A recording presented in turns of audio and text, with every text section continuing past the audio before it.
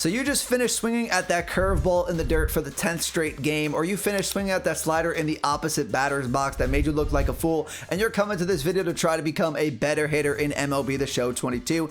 I'm going to try to help you become a better hitter in MLB The Show 22. Going to be giving you all my settings for this video, some tips, what to do at the plate, especially if you're a new player in MLB The Show. So if you're excited for this one, do me a favor, hit the like button, hit that subscribe if you're new. I would greatly appreciate it, and make sure to follow me at my Twitch account as well, which I'll be live at all year. It is finally MLB The Show season, so without further ado, hope you all enjoy the video, and let's get it. Minika, watch me on Twitch, ooh, I'm streaming. I'm on YouTube, subscribe to the channel, red button beaming. Let's get that sub count, take over YouTube, ooh, we teaming. My content so high, ooh, yeah, I'm steaming. Ooh, yeah, I'm steaming. Red button beaming.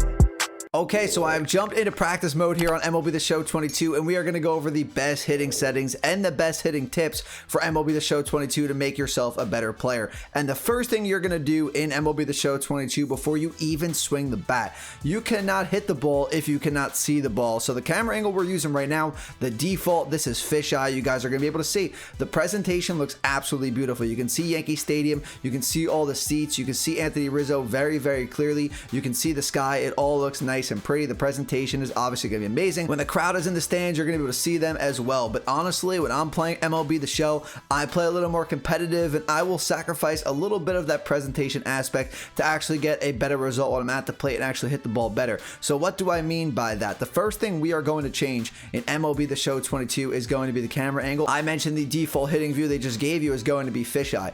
I don't like fisheye. I know a lot of people in the community, a lot of competitive players, a lot of pro players, they like to go to strike zone 2, and strike zone 3. Strike zone is the most zoomed in. Strike zone 3 is the least zoomed in between all the strike zones. So I go right in the middle.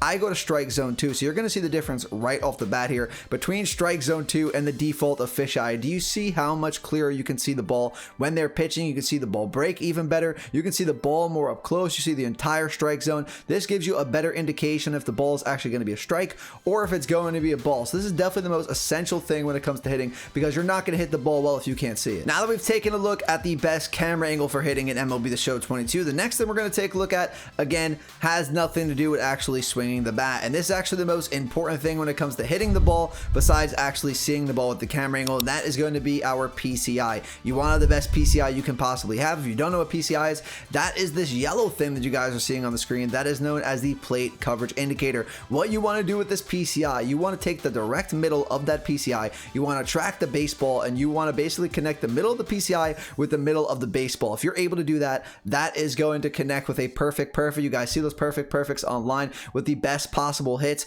That's the way you do it. You want to connect that PCI, the middle of it, with the base of the baseball, and that is going to give you the best contact when it comes to actually hitting the baseball, and you're going to get a lot more productive hits. If your PCI, let's say for example, is in the bottom left, in that instance I did pitch it in the bottom left, so that's not terrible, and they wind up pitching the ball in the top right of the strike zone. If I swing the bat, even if I have the best timing in the world, my PCI is in the bottom left and the ball's in the top right of the strike zone, I'm going to swing and miss. That's like in real life. If the player's trying to hit the ball, it's away and it winds up cutting back inside, they're not going to hit the ball. So your PCI is super important. You want to get that as close to the baseball as you possibly can, and if you can get it squared up completely, you're going to get that perfect. So that is going to lead me here into the settings for the PCI, and there's a lot of good ones here. PCI is the most customizable thing that you can do in MLB The Show with any of the settings. They actually added a new element, which we'll talk about after I show you guys the rest of the settings for the PCI, with PCI anchor and PCI anchor dots. The anchor essentially is going to allow you to camp your PCI in a specific part of the zone. So if you struggle hitting up and away, you can keep your PCI up and away, and hopefully that will help you get better at hitting up and away pitches. Same thing, if you struggle hitting down and in,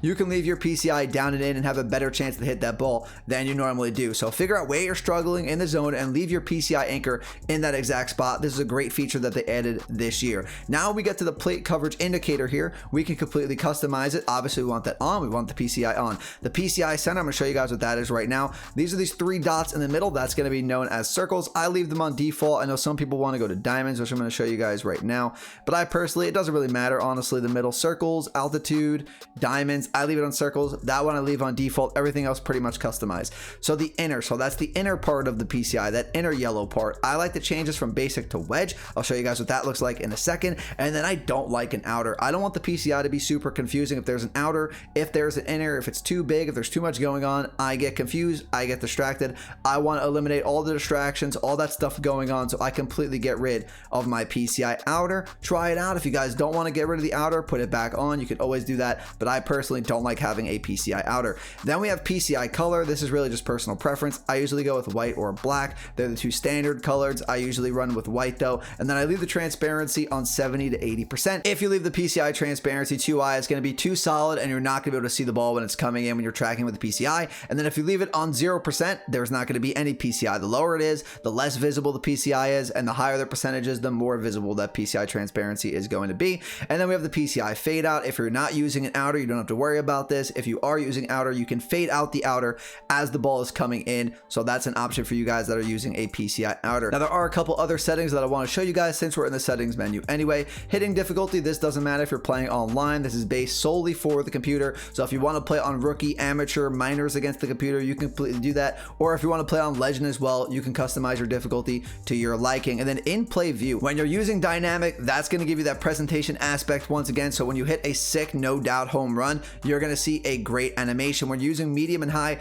this is for more competitive players that don't really care too much about the presentation aspect. They're going to sacrifice a little bit because on high and medium, you're going to be able to follow the ball when it's hit. That way you know if it's going to be in the gap, if it's going to be caught, if you want to tag up, or if you want to stay at that specific base. Whatever you want to do, it's great for base running. Pros play on high for the most part, I believe, but I particularly like medium, a little more presentation than high. And dynamic, when you're at the plate, you're seeing it from the batter's point of view when you hit the ball, so you can't really see much in the outfield. That's why I like to stay away from dynamic. And then hitting interface, this is going to be zone, so you're going to use X, square, and circle with the PCI. If you're on PlayStation, if you're on Xbox or Nintendo Switch, that will fit your console as well. I like to go with buttons. You have the analog option, but I personally don't like analog. I think it's too confusing. Buttons is nice. I have my power swing, I have my normal swing, I know what to do, so we're going to stay on buttons, and that's pretty much going to do it for the settings. So once you're done with your settings, this is what it should look like. If you followed it, the PCI you see is a lot more centered with that wedge, not a lot of distractions. The camera angle is nice and zoomed in, so I feel like at this point you're at your best ability to actually hit the ball. And again,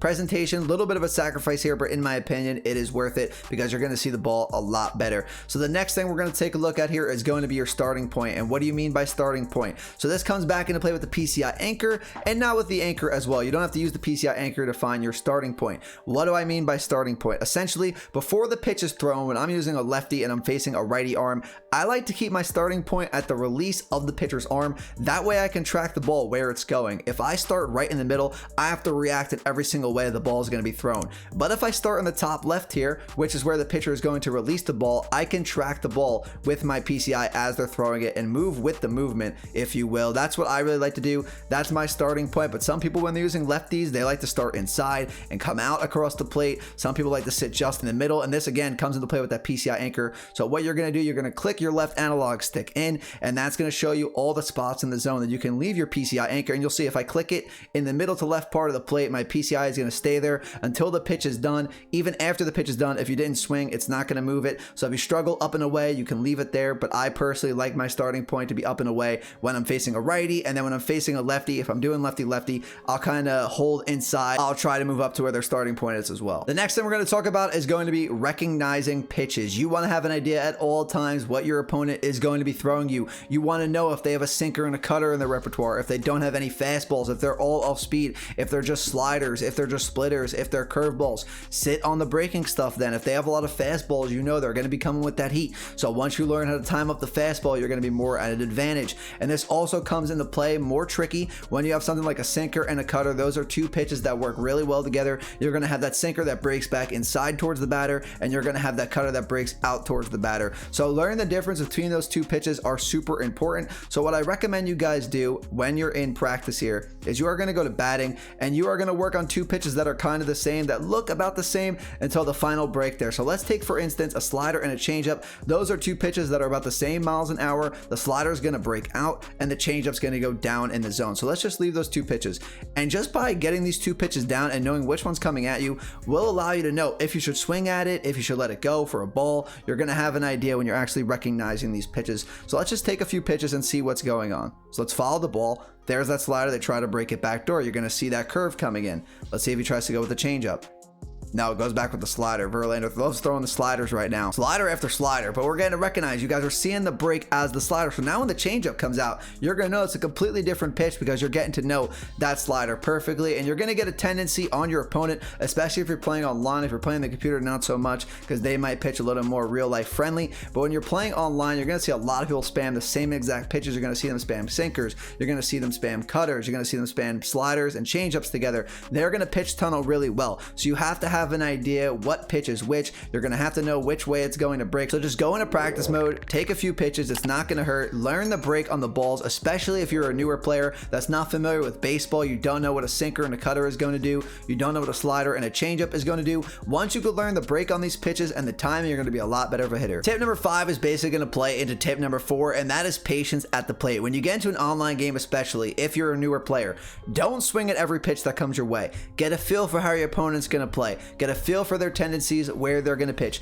Take your time. Baseball is a very slow sport. It's not like Madden. It's not like NBA. There's no time clock here. You can take as much time as you want. And if your opponent's going to walk you on base, take the base. Do not swing at these pitches out of the zone. Don't swing at the slider on the other side of the batter's box. Don't swing at the curveball in the dirt. Take your time. Learn the pitches. Patience at the plate. Take a strike every single time for your first few games if you have to, because that's going to help you in a lot of ways. It's going to help your eye get better, and that's also going to have your opponent throw a ton more pitches than if you're just swinging at the first pitch every single time. Getting out, that's going to allow them to keep their good starters in the game. Now that we talked about everything, our camera angle, our PCI, let's take a few swings here in the game with Anthony Rizzo. You see my PCI was good, my timing was good. We recognized the changeup. We see that pitch was up in the zone, not even the zone, I'm sorry, was way up there. So that's going to be a ball. You're learning which pitches to take, which pitches not to take. We know it's a slider. We recognize the break. That's a meatball right over the plate with that changeup. We wait for the right pitch and we turn on it that way. Don't be swinging at pitches that don't have to be swung at. Wait for the perfect pitch. Let your opponent throw balls.